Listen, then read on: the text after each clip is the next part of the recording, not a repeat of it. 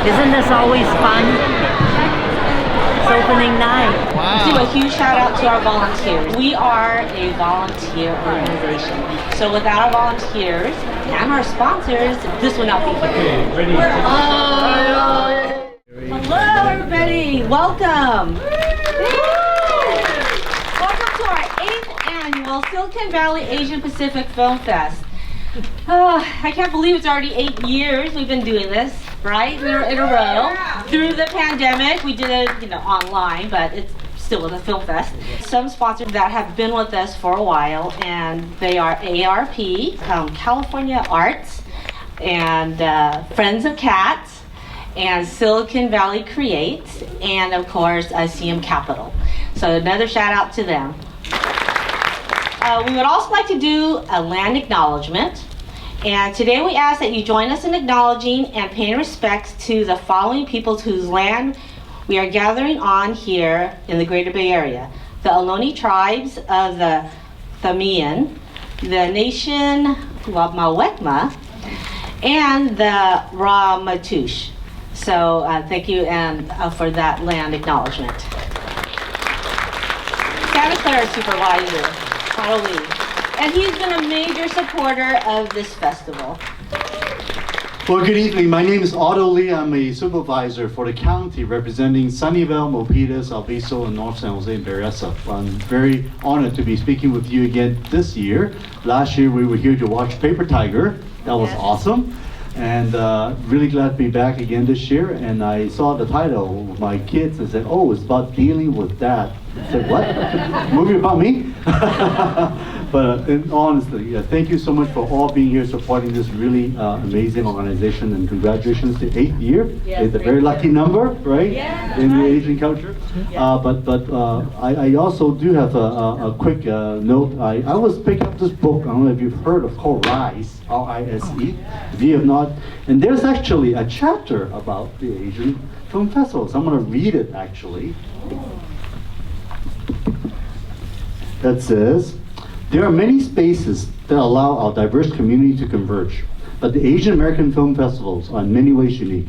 They are both local, hosted by cities from Boston to Honolulu, and national, in that they represent a cross-country distribution circuit through which Asian Americans' narrative visions can be seen by hundreds of thousands of people who might not have ever had the chance to be exposed to them.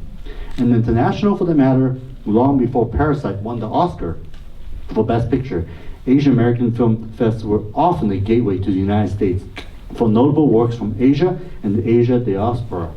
But for those of us who have attended them for decades, they are something much more. They are locus for extended family of people who gather every year around the shared love for our stories and our people. And I think there's no better way to express what this is about, why we're all here.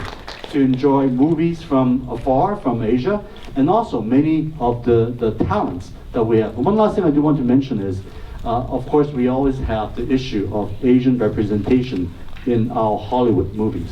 That's so lacking. When you have Brad Pitt and those guys playing an Asian role, there's a problem in Hollywood. And this is something that we're still working on every day. Obviously we're getting movies like, Crazy Rich Asian does this very well, but really need to have Asians. Look right here in Santa Clara County, close to 40% of our population is Asian, right? But how often we see Asians on the screen? So I think it's so important that we need to keep up the work and making sure we hold Hollywood, nation's leaders accountable to make sure that our faces, our stories is being told. So, yes, thank you. And then today I would like to bring a county commendation signed by all 5 supervisors. About celebrating the multi-ethnic community and rich history of Silicon Valley.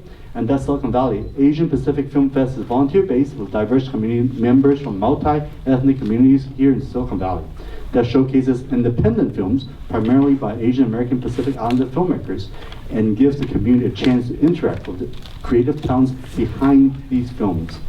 It has remained steadfast for providing support and mentorship to Asian American Pacific Islander artists. And so on this day, Friday, October 28, 2022, the Contemporary Asian Theater Cinesis celebrating 8th Annual Silicon Valley APA Pacific Film Fest at the AMC Dine-In Theater right here in Sunnyvale, and being resolved that the Silicon Valley Asian Pacific Film Fest was successful over the years and passed by our county. Congratulations. Thank you. Congratulations again. I forgot to introduce myself. I'm Cindy Toy. I am the chair of this film festival. So if you have any complaints, you can just come to me. So now I would like to introduce a real good friend of mine, who's also the president of Contemporary Asian Theater Scene. It's Leanne Lam. And thank you so much. This is taking blood, sweat, and tears. I think that's what we can call it. I am here because we are, it is an honor and a pleasure to present the Image Hero Award to Flo Oi Wong.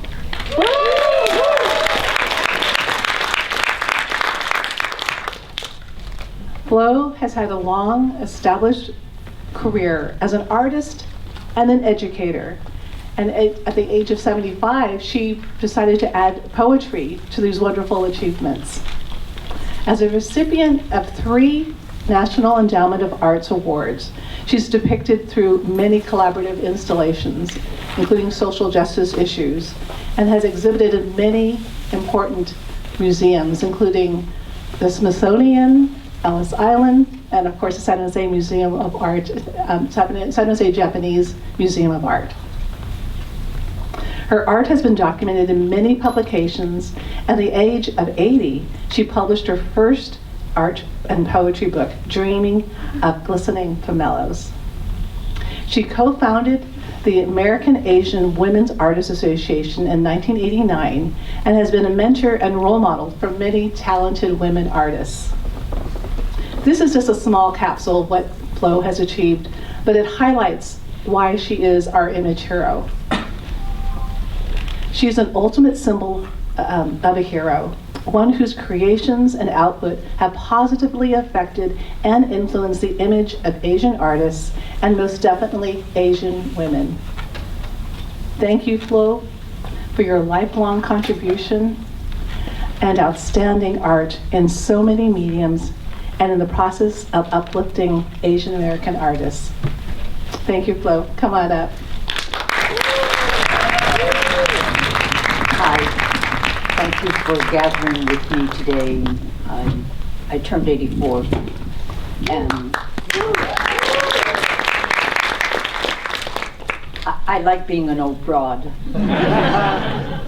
I'm so thrilled to be here because I knew Jerry Hero when he started CATS. He asked me to join the board, and I refused because I didn't want to drive from Sunnyvale to San Jose at night. But my heart has always been with Jerry and all that he creates. And I met him when we were both serving on the Arts Council of Silicon Valley. And he opened up his wings and took me under his wings, and I've learned a lot from him. I want to share with you what it means for me to be a wife, a mother, a grandmother, an aunt, a cousin, a sister, and make art and write poetry. I'm a late bloomer. I started my career at the age of 40, and that was my visual artwork. And why did I do that? Because I couldn't find any words that could express what I was trying to say. And so at the age of 75, I decided that if I'm going to go to heaven and meet the poetry goddess, I need to tell her that I can, write poetry, because I heard poetry when I was 9. And so I started writing in earnest at the age of 75. And I have wonderful role models, including my sister Nellie and other poets. And so now I'm here because I want to tell you that we are beautiful people. We belong at the center of the cultural table in America. If we have something to say, we need to say it, sing it, shout it, swear it, whatever.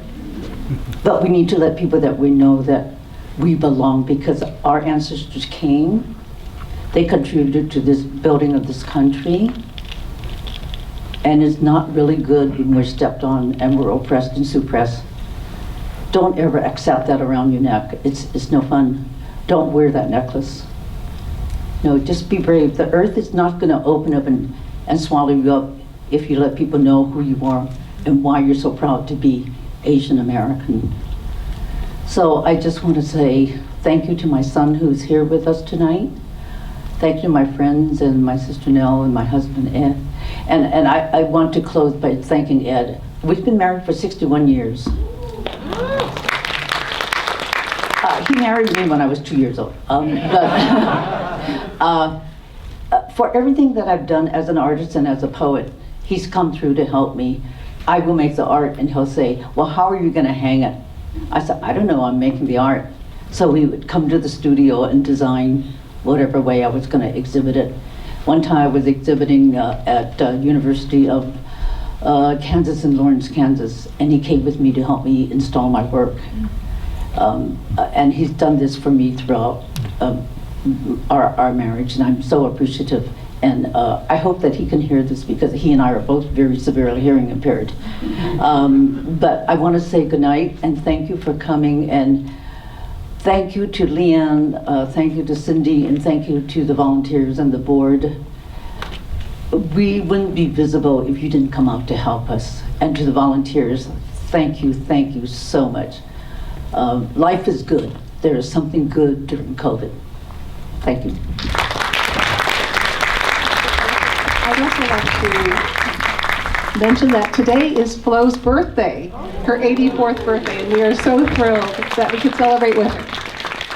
I'd also like to, it's a little bit heavy. Yeah. It's very heavy. Flo is just an example and it's such an inspiration that we have actually decided, we have actually had an award, Dr. Jerry Inspiration Award, that definitely Flo has been part of. And we'd like to acknowledge, we have some award winners. You might have seen their video on the screen, but I believe Charlotte Yang is here. If you can stand up, Charlotte's in the back. We have Whitney Moore.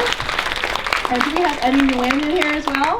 We also have CHCP in the house. So congratulations, Alvin. And thank you so much, Flo. Really appreciate it. Before we start the film, I want to do a shout out to the filmmaker, Tom Wong. He's over here. And our moderator for the Q&A, Mike Inoue, our favorite remember, day after for the Q&A. Okay, with that, let's start the film Dealing with Dad. Hey, what's going on with Dad? Yeah, he's just been a little mopey around the house, and that's about it. What does that mean, mopey? You know you have to go up there, right? Are you freaking kidding me? Why do I have to go? If I go there alone, I will either have a nervous breakdown or I will kill Mom and Dad. If I want abuse like that, I would just stick my neck with needles. Oh, you're going. Not going! You're going. Not going! I told you, I don't need medicine. Dad, come on. Do you think this is normal, just lying around all day watching The View? Dad, you're watching The View? That is not natural. Jesus, Larry, why didn't you tell us earlier he was like this? The freakiest part is... He offered us money. Yeah. But it's pretty great though, right? What? What's wrong with you? I think Dad gave me a compliment. Feels weird. Maybe we shouldn't get him better. If there's any chance that Dad's gonna listen to anyone, it's gonna be you. Yeah, you're like Neo from The Matrix. You know, like the chosen one, but you didn't know you were the chosen one until you met Morpheus, right? Where are you going with this? Where are you going with this? Get off me! I'm slipping! Get off me! This is literally the worst fight I've ever seen.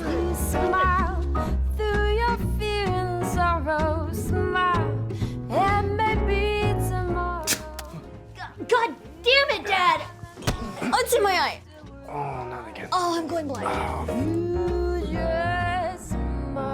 So he just takes a few of these pills and he's gonna be okay? No. You know, it's depression, it's not erectile dysfunction, so. Oh. Good job. Okay, don't leave because the Q&A is coming up. So let me first start by introducing Mike Inoue, you from NBC. You all know who he is, our every morning traffic reporter, and the filmmaker, Tom Wong. I have 7-page questionnaire that they had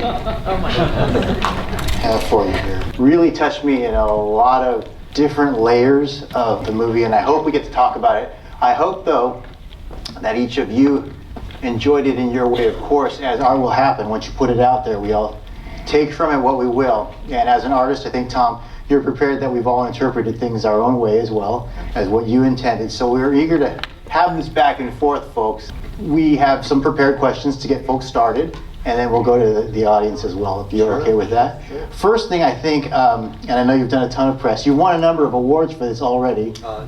Top of the class, so congratulations on that, well deserved. Yes, give him a round of applause for that. He's doing the film festival circuit. And so we're definitely also very lucky to have you here. You came straight from the airport, pretty much? Yeah, I was in Savannah, Georgia for a festival and flew straight to San Francisco. Oh, man. Drove to the airport here, so yeah. Important note, though, this is your hometown boy. Yeah, I was raised in Fremont, yes. Right on. Okay, Bay Area boy coming back here as well. So a lot of family, a lot of friends here as well. We've talked about how these are excellent portrayals of a lot of different topics, but the most obvious one, right, with the headline there is Dad's affliction. He's got depression. Mm-hmm. You've been very public and very open, and I thank you for this, saying that this is in large part a theme that came from real life. In fact, I'm thinking maybe at the end of the movie when he yells about the table. Yeah. Was that a direct quote from your dad? Kind of close, yeah. Can you tell us about this whole situation? Sure. This film is based on my experience trying to get my dad out of depression. And this happened when I came from college one day for spring break and saw my dad sitting around watching The View in the couch. He's running around doing things, playing tennis or yelling at people or whatever. And I said, Mom, what's up with Dad? She's like, oh, he's fine. He's just a little sad. I'm like, Mom, he's watching The View. That's not normal. And she's like, oh, he'll still walk around and be fine. And it took us about 8 years to finally get him better. And part of it was me myself trying to understand the disease, that it's a disease, and B, just trying to get my dad's friends and family to understand that it's more than just an emotion. I think in a lot of Asian American communities and in working class communities, depression is kind of considered a weakness or that doesn't get talked about, or an emotion that they just think, oh, he's just a little sad, just make him happy and he'll be fine. And so once I got my dad's friends and family to understand that more, we was able to get the support he needed, and finally got him to the hospital, out to a doctor, and he started taking medication, and I think that really helped. But it took a long time to get there, and afterwards I decided that I wanted to write a film about it, tell that kind of stories that hopefully I can start a discussion with people that watch the film, if they have someone depressed in their family or they're depressed themselves, and make them feel like they're not alone, that this happens a lot, and there's something to be done about it. Ah, okay, so that big difference, I think, now with this film, this topic, what you brought willingly to the forefront, mm-hmm. and is accepted so widely at a film festival as, yes, it's about that time after we've had mental health awareness, yeah. Right? And nationally. I think that's so different than it was a generation ago. Yeah. And as is a lot of stuff that you're showing in this film as well. Yeah. So very good for that. We'll get to you guys in a second for one more question, but I have another, since I have the microphone. I have one more question. I talked about art being out there, and so we interpret it as we will. And maybe it's just my point of view coming in here, but this is a film about depression, but I feel like there's also a lot of, it's about loss and recovery and a lost and found kind of situation. But what was your intention behind this film, other than the mental health awareness? Yeah, I think the background, you got that right. The background of this film is about depression. But really the real story of this film is about Margaret and her. It's about a woman trying to figure out what her relationship with her dad is. And I think that, some people have a very close relationship with their parents. It's great, but some people have complex relationships with their family. Most probably. Yeah. So this one was really about Margaret trying to figure out how to have a relationship with her father, who has, kind of traumatized her all her life, and that she finally found a way to get away from that. But then coming back realizes that he and also the rest of her family actually needs her, and that she has to, figure out a way, because she cares about everybody and wants to come back into that fold. I think when I was in college, I realized I had a complex relationship with my parents. That if that my parents are never going to change. They're going to be the way they're going to be. There's nothing that was going to change them. So if I really want to have a relationship with them, then I was going to have to change. And then I was going to start not taking so many things personally and understand that they're showing their love in their own special way, but they are showing love. I think once I was able to accept that, things got a little bit easier for me to actually have a relationship with my parents. So a little bit of catharsis here as well. On this Yeah, one. absolutely. Yeah, Absolutely. Yeah. Do we have any questions that have come up during the process just yet? Yes, right in the middle. Let me get you a microphone. First of all, I really enjoyed the movie a lot. Thank you very much. Sure. How important was it in your plot and so on to have Margaret marry a black man? It was important to me because I think that with the immigrant families, sometimes it's everyone wants to, when they come to America, wants their kids to kind of marry in the same race, and I think there's definitely a situation that happened that it's more accepting for the Asian race than others, and for my particular family, I think that if I had ended up marrying someone that was black, that my parents would have a big problem with that. I wanted to just bring that up because I wanted to tell a story of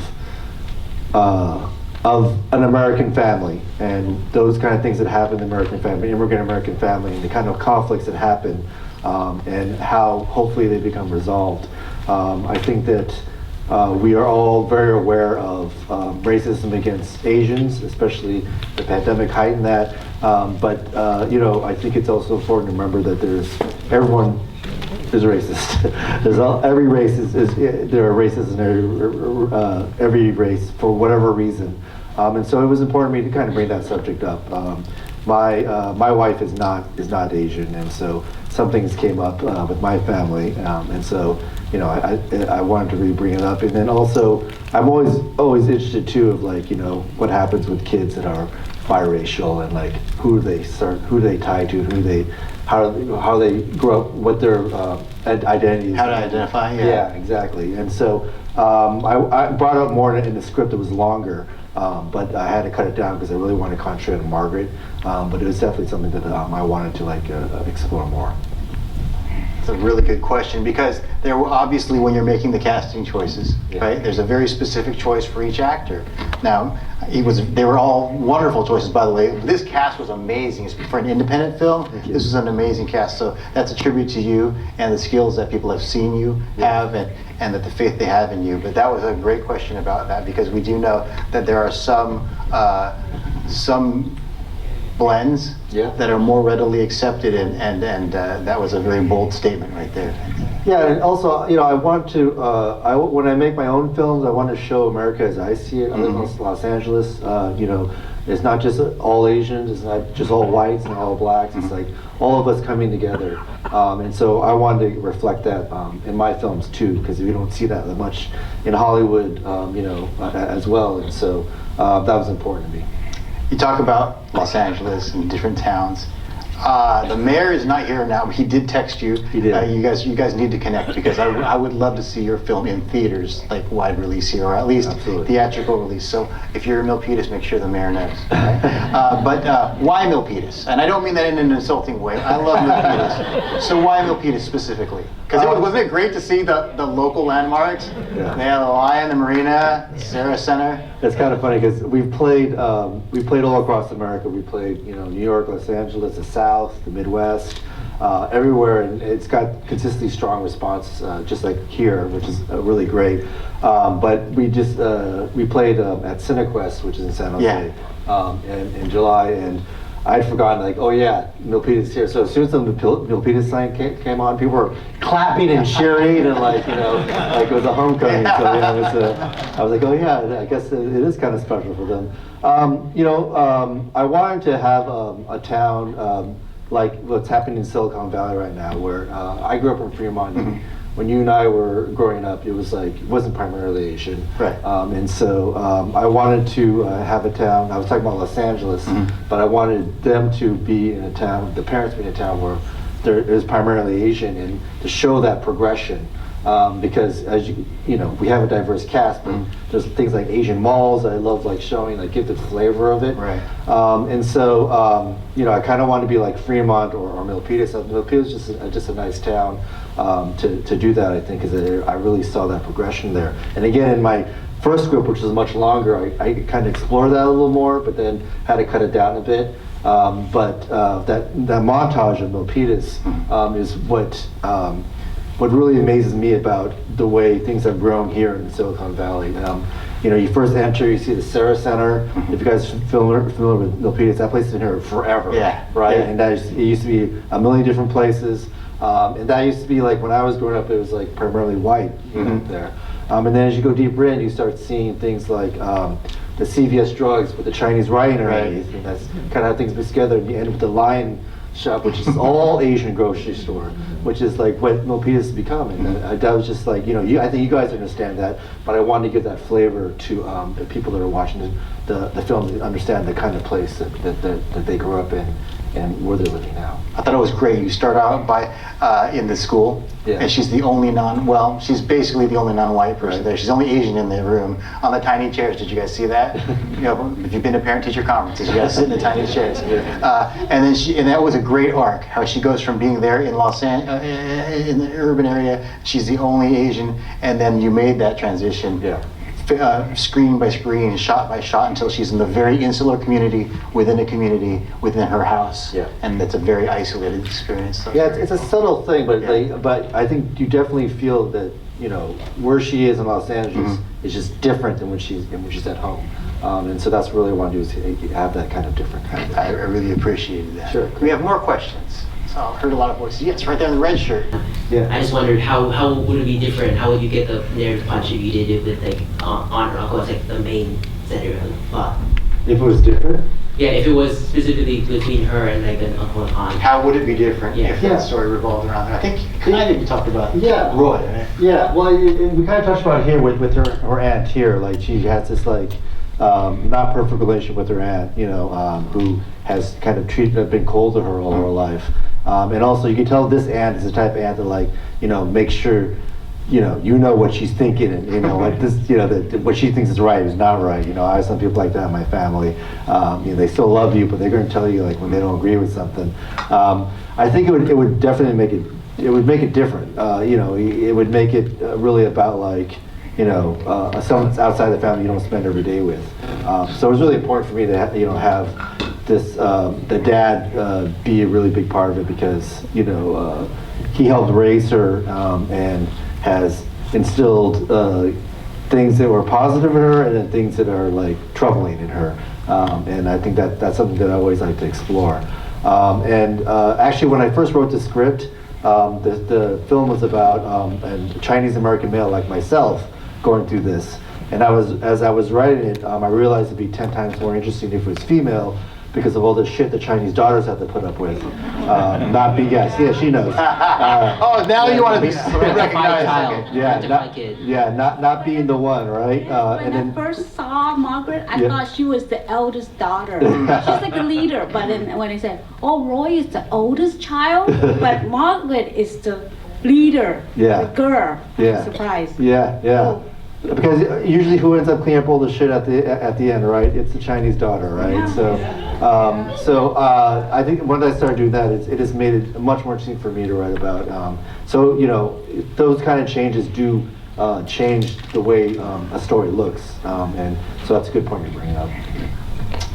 My follow-up question was, I thought it was very interesting that you cast an ethnic South Asian as a doctor. Gordon. Yeah. That makes the mother much more progressive than I would expect on a traditional Chinese mom. Yeah.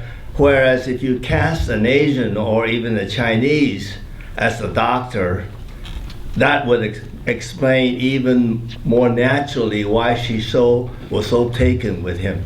Well, I don't know if it was that. I think it was what he was just a doctor. Yeah. Because she did say normally we want Chinese, but you're a doctor, you'll do. Yeah. and Dr. Laura has kind of overcome some racism. So yeah. Hello. What's your name?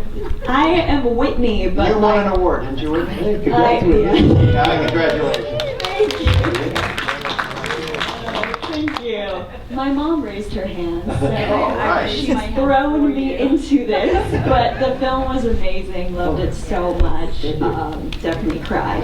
But I was just wondering. You touched upon coming to this place of acceptance to be able to have a relationship with your parents, and I was just wondering what the intention was behind the mom's journey. It seemed like she really progressed in terms of with the grandchild and wanting to reach out to him and being receptive to changing to have a relationship with her daughter. So I was just wondering, what your intention was behind that juxtaposition of the dad and the mom. Yeah, when I first wrote the script, I originally intended like the parents would never change. And things like, especially the dad, what happened here on the screen is my dad wasn't quite the asshole this guy is. But, the same thing happened as far as like him not changing. That's really important to me. When my dad, I remember the day that I realized my dad got better. I came home to visit him, and the first thing he said to me was, "Hey, can you move the couch out to the curb? Or I want to get rid of it." I'm like, okay, I'm gonna use the bathroom first. And so I went to the bathroom, and not to get too technical, but I was sitting down, and then all of a sudden I heard, yeah, exactly. And I heard, "Tom, have you moved the couch yet?" And I could feel the hairs on my neck go up, and I realized, oh my God, I haven't heard this voice in like 8 years, and my dad was back. And he basically just like, he went back to himself. And actually when he was depressed, he was always strict with me as well. But when he got depressed, he kind of lost that like veneer, that strict veneer, and was like, started just talking to me and telling me stories about his life. Actually, it's in a weird way, I got closer to him when he was depressed. So it was very important to me that he didn't change. But both the parents like say inappropriate things to about her husband and about the son. And some of my producers were like, well, can we address this in some way? And I thought about it, I'm like, I think that actually, if my mom had said something, it's just hard, deal with. You have a parent that says things that's on their mind, or is racist, or says something that's inappropriate. It's like after a while, you're just like, I don't want to deal with him. I'm just not going to say anything. And it was important to me, I think, in this case, to like just show that, like, sometimes you just got to say something, and not just thinking, oh, I'm going to let my parents like just say this again. Say something. You don't have to like get in a fight about it. You don't have to like be mean about it. Just say something. And so that's what happened here. Is that like I added a scene after I finished the original script where she tells, just says like, hey, she realized that her mom does care for him. He just has a funny way of showing it. Just like telling her, heart to heart that like this is actually hurting him. And the mom sees that and changes at the end. So I think that part of the journey was important to me to show, and actually happened after I finished the original draft. That was great, and it's an acknowledgement that is there, but by people who grew up in an ethnically homogenous community, observations then become racist comments, like you said, once you're outside that community. And so as they brought that community into the house, it was no longer appropriate. So that was outstanding how that was done in a very single scene. Do we have more questions out here? Hi, I'm Caroline, and Are you Whitney's mom? Whitney's mom. I've lost my identity altogether. Welcome to the club. Kidding. A therapy session about that. You had mentioned that Margaret was a central character in the film, and she really, really was. I was just wondering, was your intent all along to have her go home not only to heal her father, but to heal herself as well from her very traumatic past? Absolutely. I think that she had found a way to find a little peace because she created her own world outside of her family, outside of her parents, and she felt very comfortable in that world. And then she was kind of being pulled back in, and it's like one of those things you just kind of avoid this conflict, even though you know you need to do it. And so this kind of forced her to do it. But I think that all along that she's wanted to have a relationship with her father or figure out what that relationship was. And this kind of forced her into it. And, you know, I think that's what kind of makes this character really heroic, is that she's the only one that, you know, that realizes, like, oh, he's nice or depressed, but this is not right. You know, this is not the right thing to do. He's good. I got to make him an asshole again. And that's just the way, that's the right thing to do.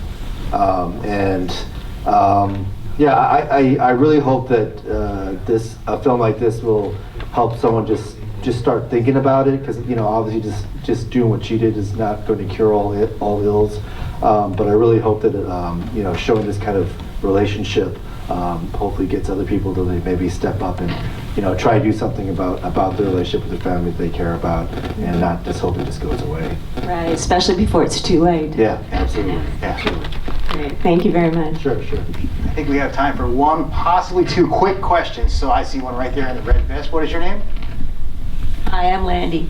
So this was a wonderful film, and I'd like to know how we can, I mean, there's only so many people here who are fortunate to see, but will it go on more distribution? Could you tell us a little more? Yes, that's a good question, because I'm glad you brought that up. We plan to release the film in March or April of next year, and we really hope to do a theatrical in San Jose area, just because, you know, there is such a strong Asian American population here, and we really think that people would want to see something like this. So we do hope to release you know, a 1 week run at least theatrically, and then it'll go up on platforms like you know, iTunes and Amazon and all that kind of stuff. Excuse me. Then hopefully on a streamer, but that's down the line. But people always ask me, like, what can we do to help the film? And one thing I would say, if at all possible, is, can you give us your email address? If you do give it to us, I promise you we're not going to send to some Nigerian prince or some home loan company or anything like that.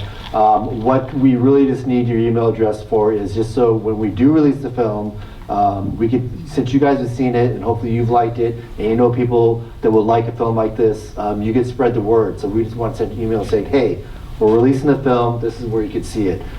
You know, please tell people if you want. So I've set this thing up. If you pull out your cell phone and send a message, and the great thing about this is you can pretend to do this but not really do it. So just, you know, you pull out your cell phone, just like, hey, this guy thinks I'm sending it. I don't know. But if you send a text to the number 33777, so that's 33777, all right, and send the message DAD, D-A-D. It could be lowercase, uppercase, doesn't matter. You'll get an email back saying, hey, can we have your email address? And if you are so kind as to give us your email address, we're just going to wait until we know where our distribution is going to be, where it's going to be released, and then we'll send you an email saying, hey, this is where you can see it. Please spread the word. That would be awesome. So great question. Sure. The number again is 33777. So that's 2 3s, 3 7s. 33777. And then the message DAD. Send the message DAD. I was going to say that, and I thought, I don't want to mess this poor guy up. And then you messed yourself up. That's great. 33777. I did it. While you were talking, no disrespect, I did it. Super easy. It says boom. If you get it, boom. Boom, you've enrolled in dealing with that email list. Thanks so much, and we will only use your email to send you news when the film releases to the public. You know, through the previewing that I did, was able to view this, and it was one experience on the small screen, but seeing it on the big screen, there were multiple feels that went on. First of all, I'm sitting right next to the director and the writer, so that was pretty awesome. So thank you, Tom, for being here. But also to see, again, faces and a family in a surroundings like I grew up in.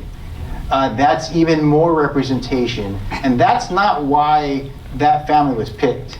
that family was there to tell the story, and it was your story. So you chose, I believe, the characters and the surroundings that fit that story.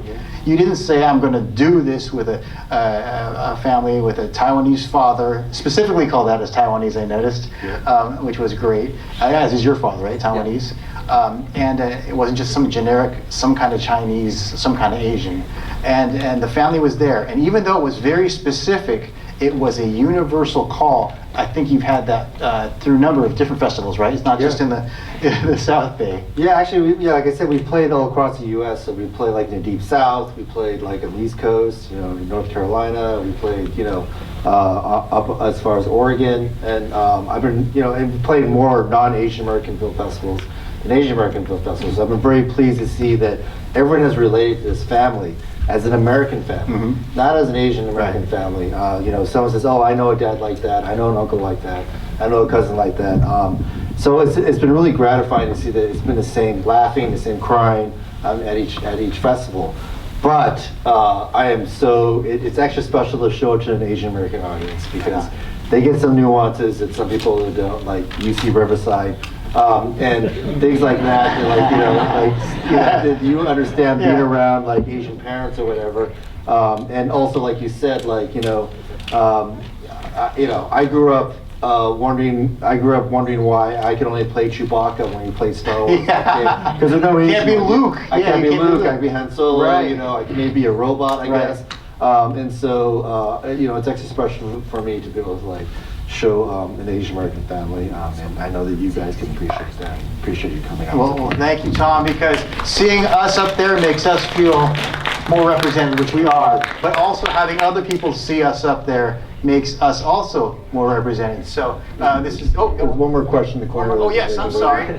Oh, My question is, what's your next project? I think as a writer, you must have lots of ideas, so what can we look forward to? I have 3 scripts that I've already finished that I'm hoping to get off the ground. They're bigger budget scripts, so I'm hoping that if this does well, we'll get some interest. One of them is the Loyal Betrayal, a film noir set in the Japanese internment camps. I did a short version of it that's actually playing tomorrow morning at 10 a.m. when the come tomorrow. Internment camp thing.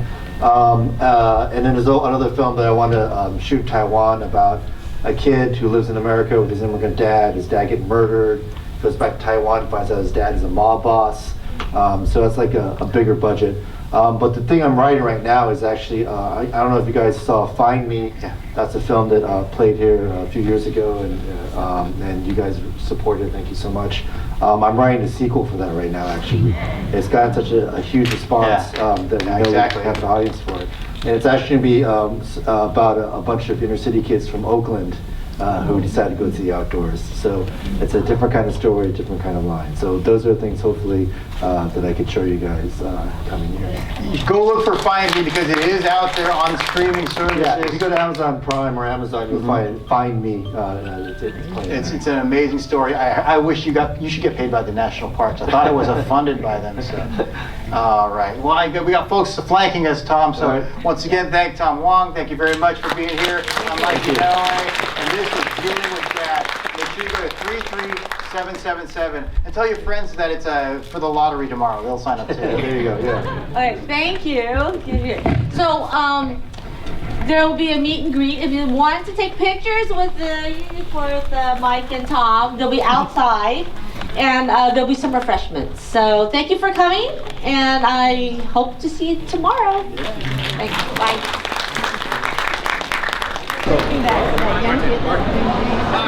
We go way back.